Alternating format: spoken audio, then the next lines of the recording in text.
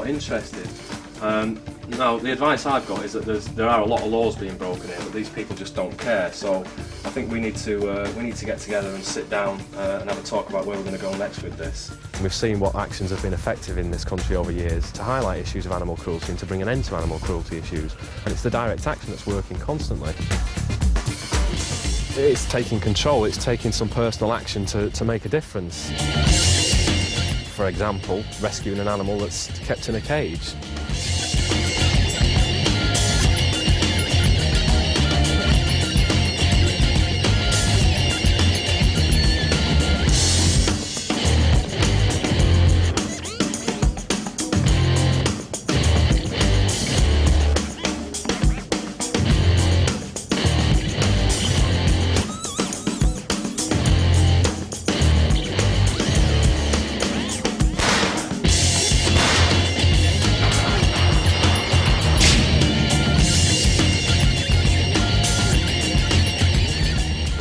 The activity here, especially on the West Coast, was a little bit modeled after the UK. Animal rights protesters have broken into another research unit controlled by Oxford University. I was acting as a liaison between the underground and the above ground. You know, people ask me a lot of times, how were these places picked? How were the targets selected? And basically, you can go into any animal laboratory and you'll find that the same problem exists.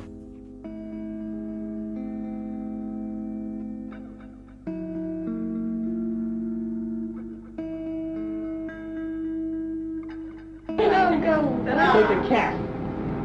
Kitty, look at this. You better hope the anti-vivisection people don't get a hold of this film. Down for a second lateral bang. That's him waving. That's his trainer who taught him how to do those tricks. Any major university or major hospital is doing vivisection for the most part. We get a lot of money and grants doing it. They had to break the doors in to get in there, but they exposed a lot. This is where Britches came out of, UC Riverside.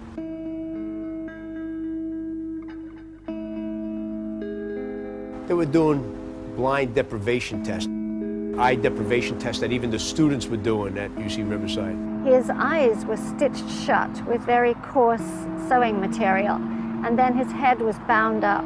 Richards has a plastic contraption taped to his head at birth. This little neurotic monkey who missed his mother so much. There was a noise that was constantly piped into Richard's head. I'd listen to the tape. The tape was screeching noises, just banging noises, sharp sounds that would make anybody flinch.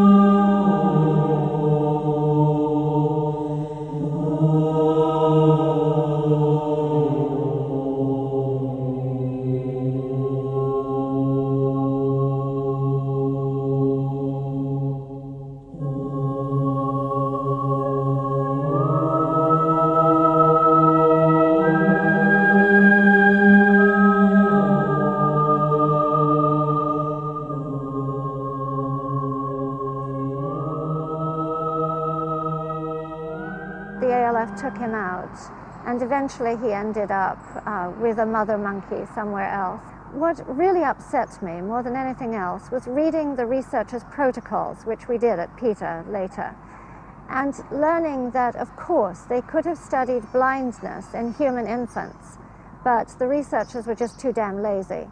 They didn't want to drive to the homes of parents who had a blind child and work with the child. It was just too much effort for them. So it was much easier for them to break the mother monkey's heart, to ruin this infant animal's life. I worked about 15 years in a mid-city emergency room, and one of the things that you really come in contact with all the time is pain and suffering. It's something that is very disturbing when you're actually in face-to-face contact with it, and we dealt on a daily basis with this. And it was actually during that process that I realized that human beings weren't the only individuals that were experiencing pain and suffering. And the more I learned about our relationship with animals and what we were doing with them, the more distressing it became to me that nobody was really addressing the issues of the pain and suffering of these animals, because pain and suffering is pain and suffering regardless of what sort of organism you're talking about. Whatever your species is, whether you have a tail or not, those criteria are just as irrelevant as what your race or gender are. Because there is no good justification for our believing that we are superior to animals. Now, it's true that they can't design spaceships. It's true they don't compose sonatas. We don't run like the wind. We don't have the grace of the gazelle. We don't hear with our feet like elephants do. I do believe that our relationship with animals, our relationship with our natural world, is going to have a profound effect upon our ultimate fate. And when we take that next qualitative leap in our own thinking and our own moral evolution, then we will see that we have evolved.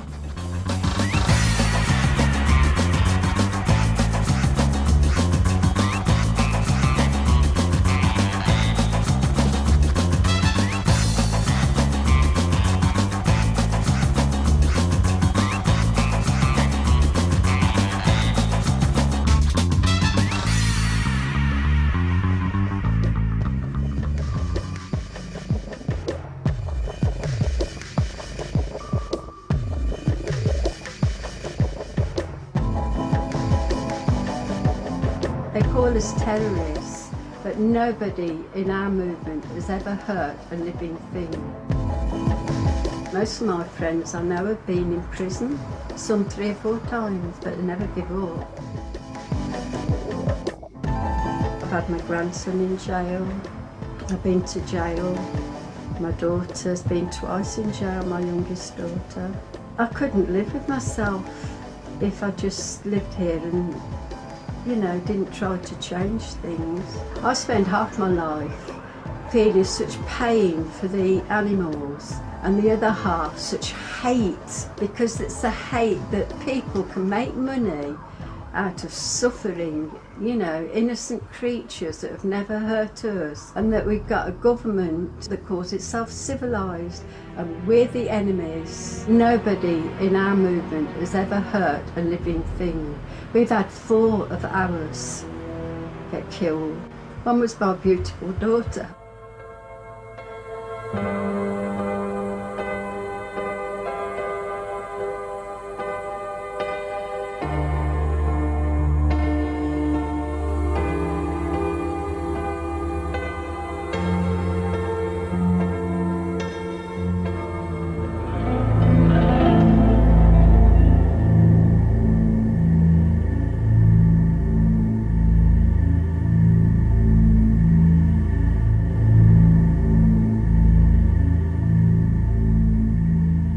Julie always went and run up.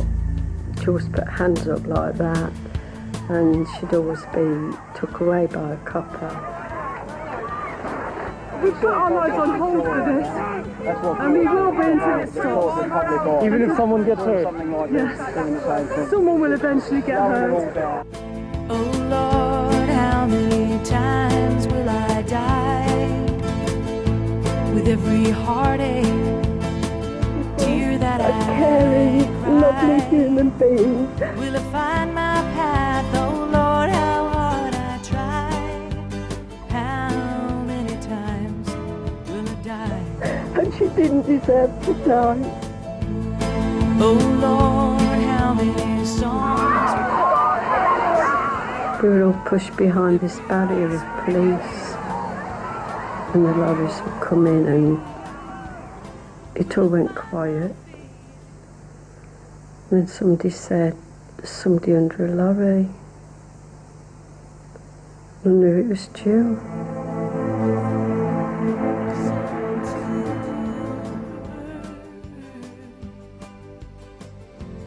Listen to the wind. If you listen to the voice inside, you will not have to ask me again.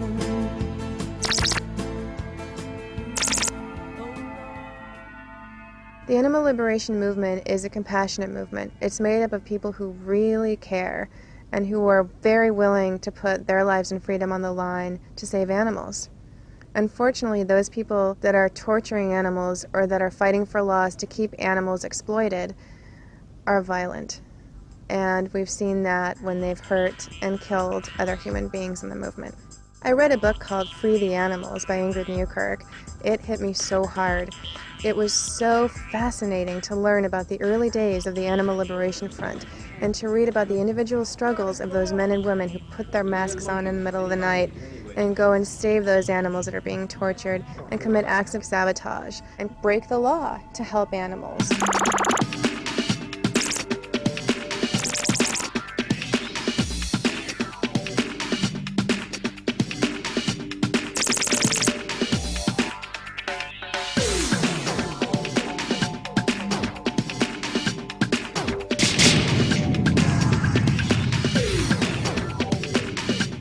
My decision to engage in serious criminal activity was a conscious decision I made as an individual solely because I felt that the consequences were acceptable.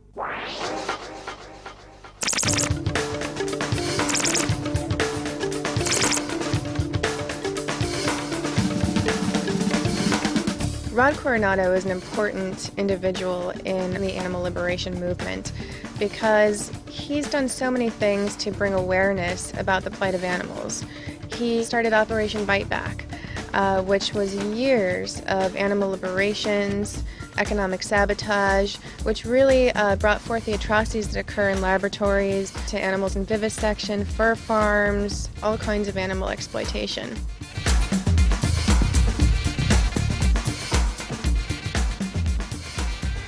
The chances of dying in an auto accident are much greater than that being captured doing a hunt sabotage or an animal liberation.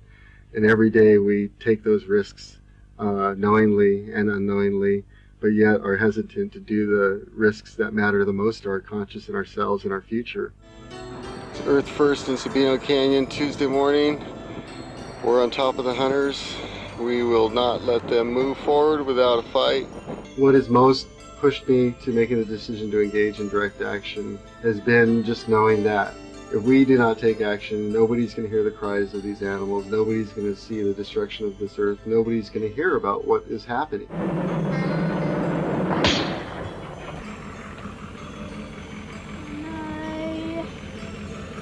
Better switch your camera off.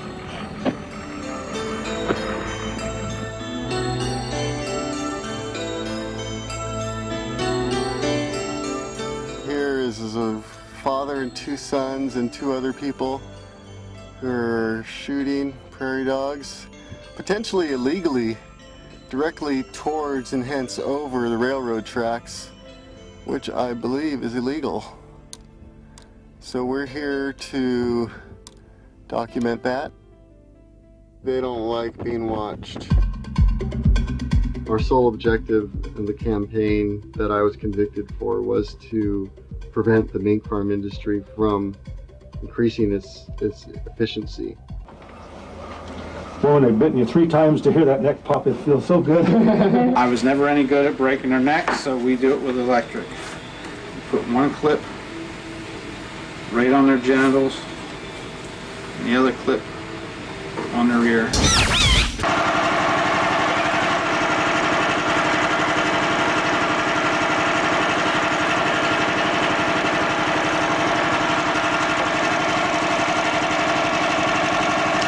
Our actions against Michigan State University were also, in our minds, necessary because the fur farm industry was an industry that was completely legal. It had no humane standards.